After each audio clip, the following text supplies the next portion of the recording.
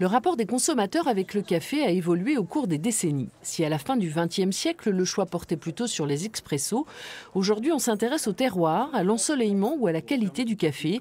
C'est ce que veut faire découvrir Frédéric Favier, torréfacteur à Loudun, à sa clientèle et sa marche.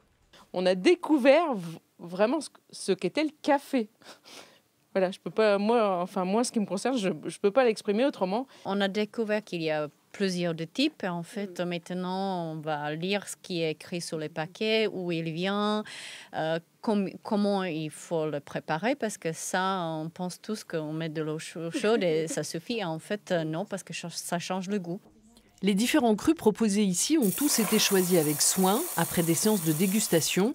Les grains de café arrivent encore verts et doivent être grillés plus ou moins selon certains critères. On va déterminer dans notre tête la préférence qu'on aura pour le déguster derrière, plutôt en filtration ou plutôt en expresso, voir s'il faut modifier un petit peu la cuisson, l'allonger ou la raccourcir, faire un début de cuisson plus haut, plus chaud ou moins chaud. Il faut savoir que chez un torréfacteur, cette étape peut durer jusqu'à 15 minutes à une température de 200 degrés. Les industriels, quant à eux, torréfient pendant 2 minutes à 1000 degrés, ce qui ne permet pas de griller correctement les graines. Le travail du torréfacteur est donc indispensable, avec en bonus des conseils en fonction des goûts de chacun et de ses propres coups de cœur.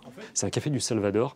On est ce qu'on appelle sur un process honey. Donc là, on est à mi-chemin entre les cafés nature et les cafés lavés. C'est vrai que là, on est sur un café qui est très gourmand en bouche, légèrement fruité, mais plutôt sur une note un peu fruits cuits, fruits compotés et gourmand en même temps, avec une belle rondeur, une belle texture en bouche. Ça, c'est vraiment un des cafés qu'on affectionne particulièrement. Le café est devenu une boisson qu'on peut préparer avec un certain cérémonial, comme le thé. Frédéric Favier envisage même de créer des séances de dégustation pour emmener ses clients faire un tour du monde gustatif à travers les différents crus qu'il propose. C'est ça, vous montrez cette image.